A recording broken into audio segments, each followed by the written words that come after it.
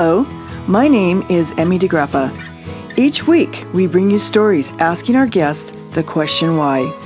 We learn about passion, purpose, and the human experience. Brought to you by Wyoming Humanities with the generous support of the Wyoming Community Foundation. This is What's Your Why?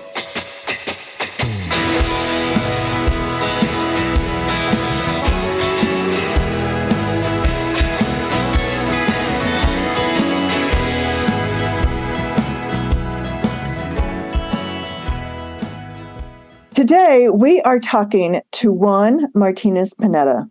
He is a senior manager at the Aspen Institute. Juan is also considered a community organizer and author, and he is dedicated to bringing the power of equity and justice to life. Welcome, Juan. Hello, everyone, and thanks, Emmy, for having me. Absolutely. I love the part about being a community organizer because that is pretty broad, and so tell us what that means to you.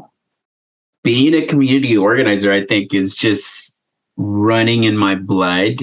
My parents were always people who loved people and loved helping people and loved being a key part of that community. And so growing up, I saw them do this day in and day out.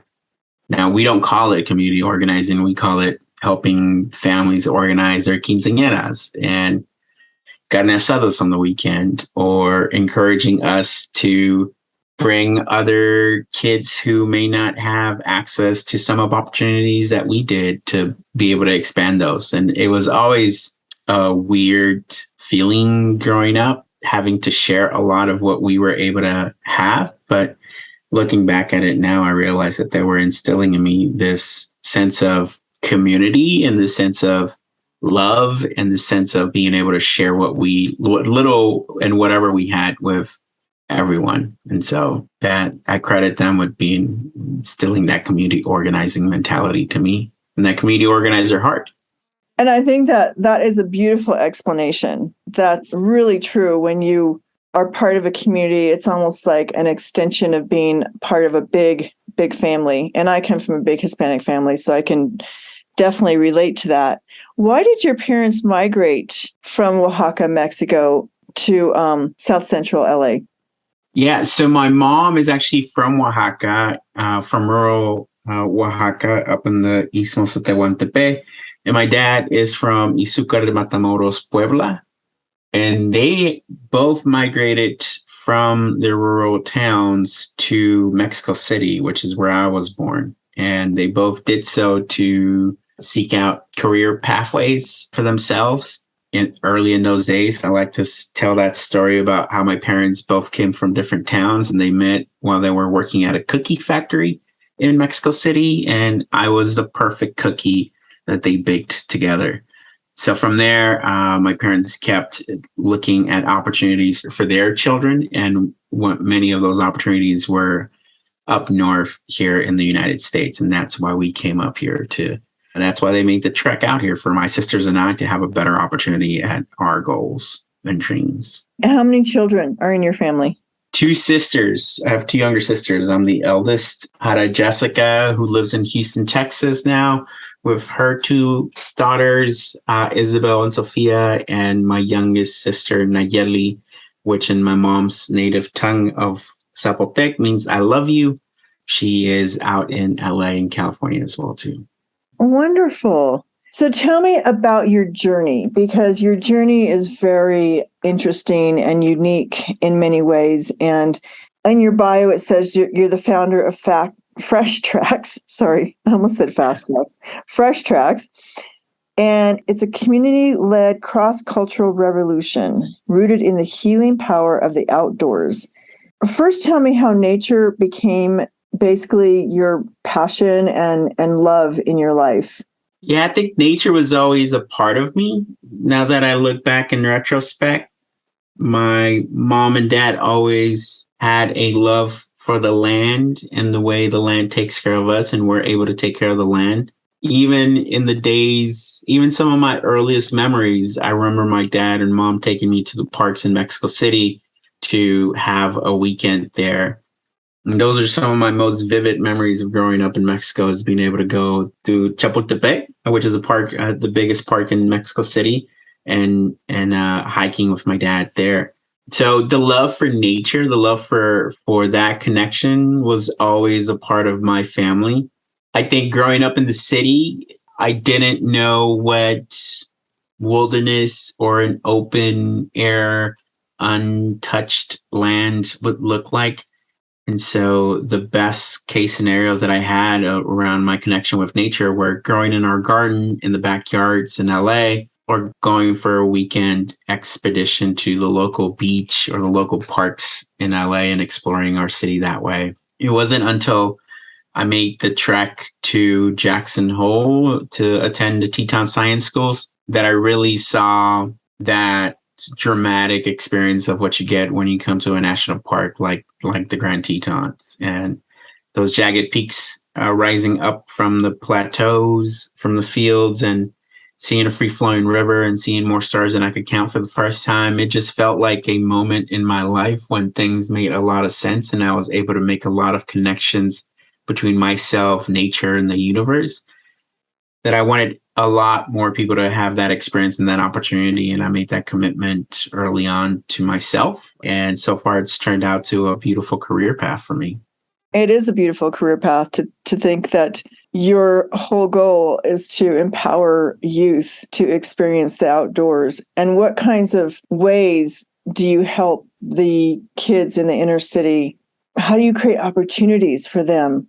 Yeah, I think first and foremost is the evolution of my connection to the outdoors and nature is this primary outcome, which is healing. There's a lot of pain and trauma in everyone's life, regardless of where you come from or what background we are. There's sometimes a lot of pain, and not everyone has the opportunity to have outlets or have opportunities to heal. And there's very few accelerators of trust, few accelerators of healing, like the outdoors and nature and time spent together in those spaces that mean so much to all of us. And so that, I think, has rooted my belief in why this work matters and why I do what I do.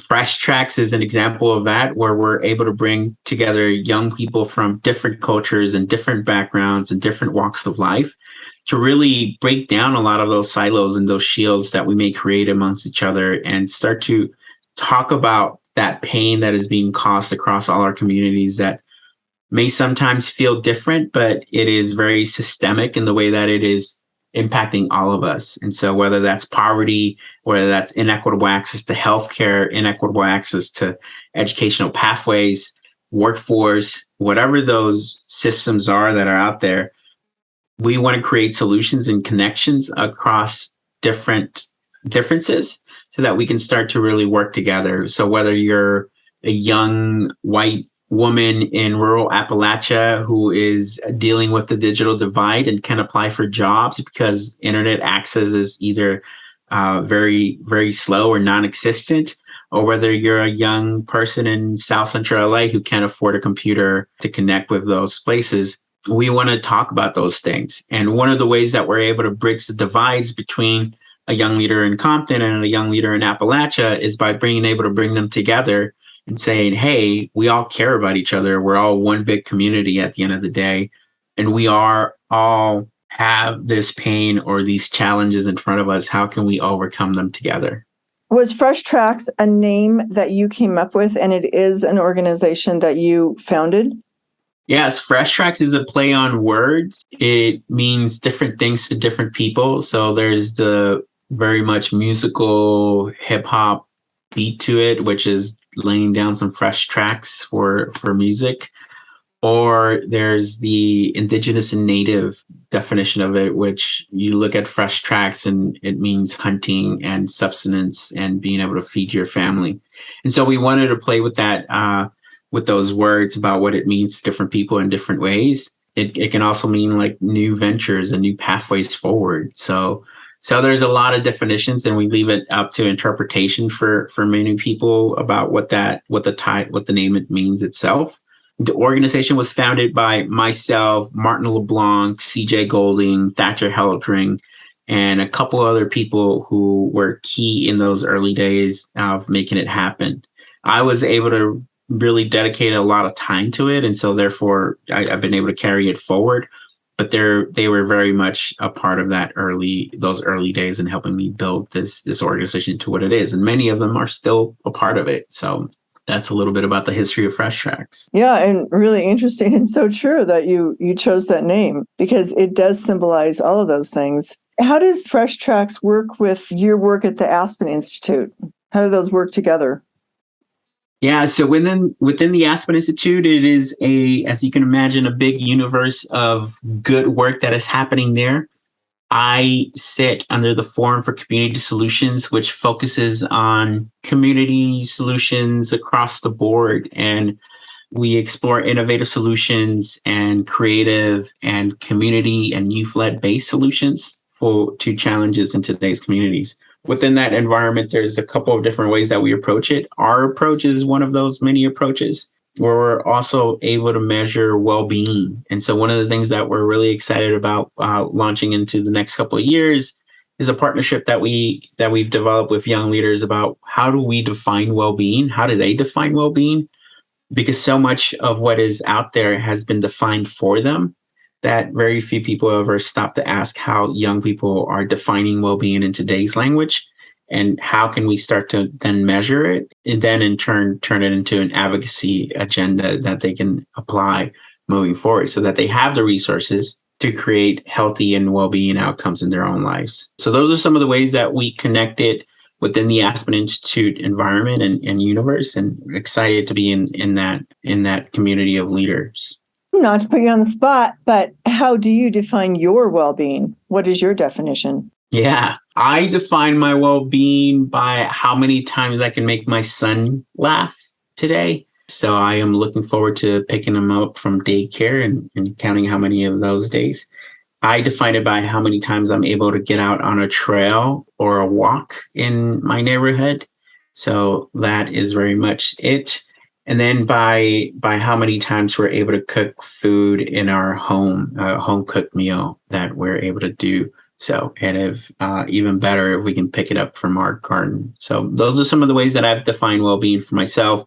And that's the beauty about the diversity of how we define well-being. My definition of well-being could very well be different than yours.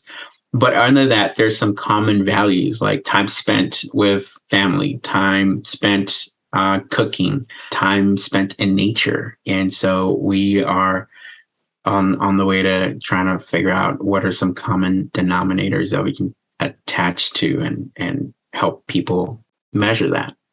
Well, I'm just going to take a little step back in time in your life, Juan. And before we started recording, I asked you what you got your degree in, and you said history. And I thought that was really interesting. And do you think history connects to what you're doing right now?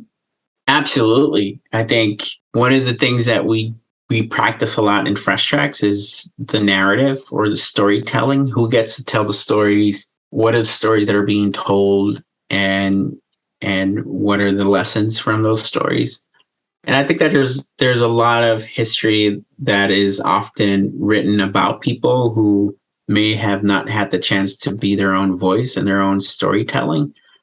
And I think that that's one of the key components of what we do through Fresh Tracks is being able to build a platform, build a space where those stories and those voices can be uplifted and honored so that we're able to hear everyone and see everyone and feel everyone.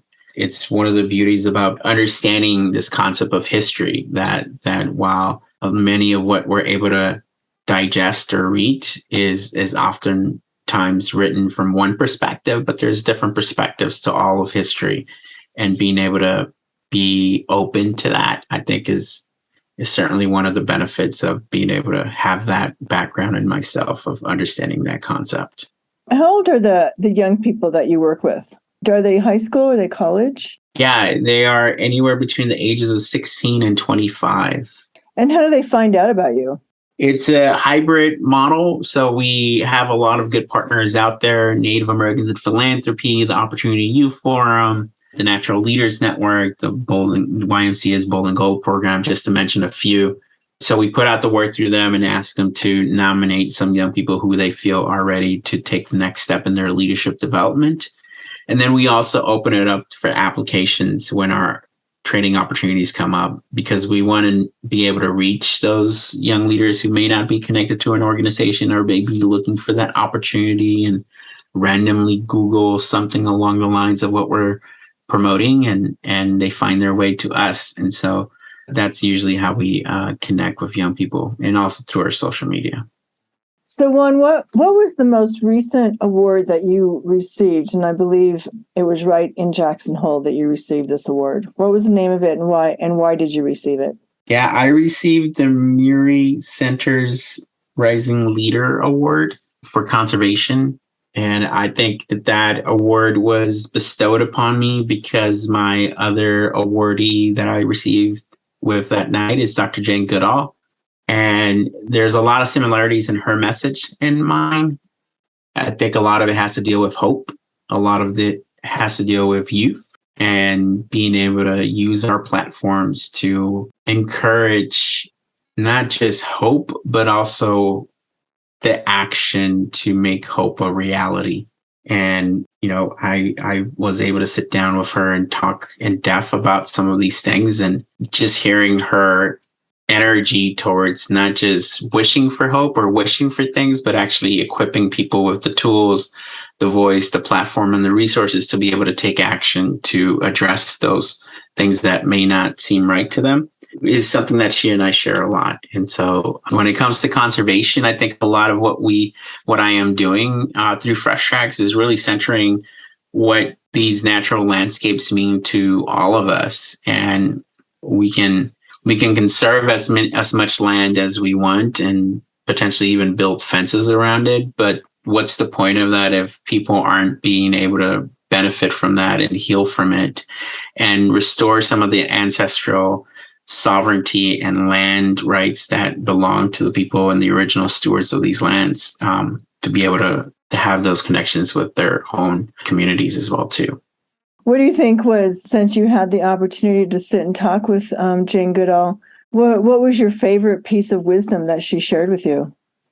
We thanked each other for everything that we had done. And I think as she and I walked away from each other, we both looked at each other and touched our hearts. And we just said to each other, it's all of us together. And I think that's the most beautiful message that I could have received from her, that it is all of us together. That I think at the end of the day, I am a strong believer that there is good in all of us, and that each one of us wants to do something to help each other out and to benefit ourselves as well too, to have a good life. And so I want to help people reach that milestone as best I can while helping each other out. Kind of going back to what my parents taught me as a community organizer. Are your parents still living in South Central LA? They are. They're creatures of habit. They love their community, and they are well known in the community as well too. Everybody knows where Doña Alicia and Don Juan live. They have a garden in the back where they also feed families from, and families know that they can go to my parents' home and ask for nopales and apples and chamomile tea and other herbs and medicines and food if they need to. So they are staples of that community. Oh, that's beautiful. I think that's probably the greatest gift, is the one that they gave you, handing down those traditions to you. I would say so. After everything is done and said, I think what I will continue taking forward is that intergenerational cultural knowledge that's been passed on to me. And it's taken me this long to understand that when I was little and when I was a teenager, what they were teaching me when they would make me do my chores at the garden or helping my dad on the weekends, is that sense of community, is that sense of bonding, is that ancestral knowledge of harvesting seeds and planting new life and being able to have substance whenever we needed it. I think one of the biggest heartbreaks I feel for kids who grow up in the inner city and they grow up in the cement jungle, they might never meet a Juan Martinez, or they might never have the opportunity. And, that is like an empty space in their hearts, as I see it.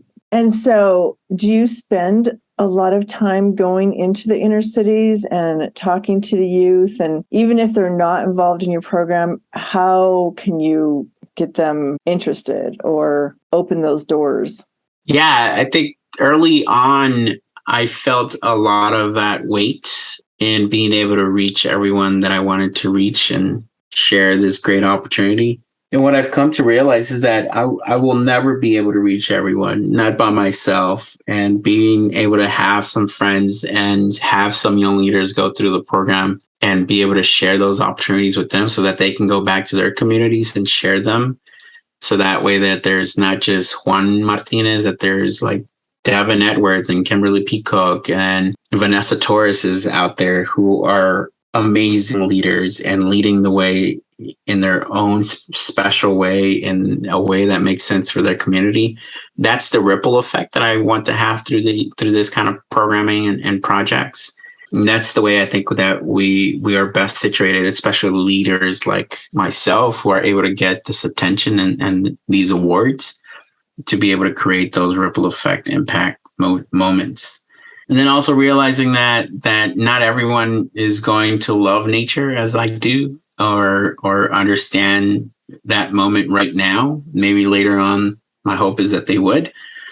But for some of these young leaders, the outlet might be sports and the outlet might be art. And that is just as fine too, as long as they're finding that moment of healing within themselves and that outlet. Yeah, that's a good way to put it, that everybody needs an outlet of expression.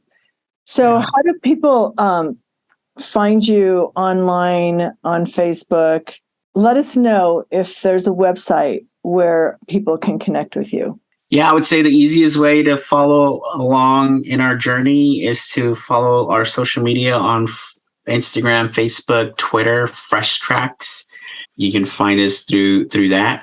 It's a little green circle with the letters F and T built into it. It's an awesome little logo, if I do so say myself. But that is where you will get our latest details, information, invitations to join up. And that's where you can find all the info. Okay, perfect. Congratulations on your Murie Center Spirit of Conservation Leadership Award. And congratulations on having a little one in your house. That's a lot of fun. How old is your son? 8 months, Alejandro. Oh, Alejandro is 8 months. That is so beautiful. So you're just starting your journey. I am. Yeah, it is a beautiful one. Yep. And I wish you much love and health in that journey. Thank you, Emmy. And we will talk soon. And thank you so much for talking to me today. Always.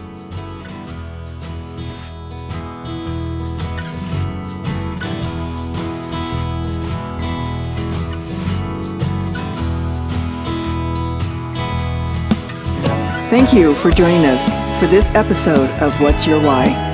Brought to you by Wyoming Humanities with support from Wyoming Community Foundation and generous supporters like you. To learn more, go to thinkwhy.org, subscribe, and never miss a show.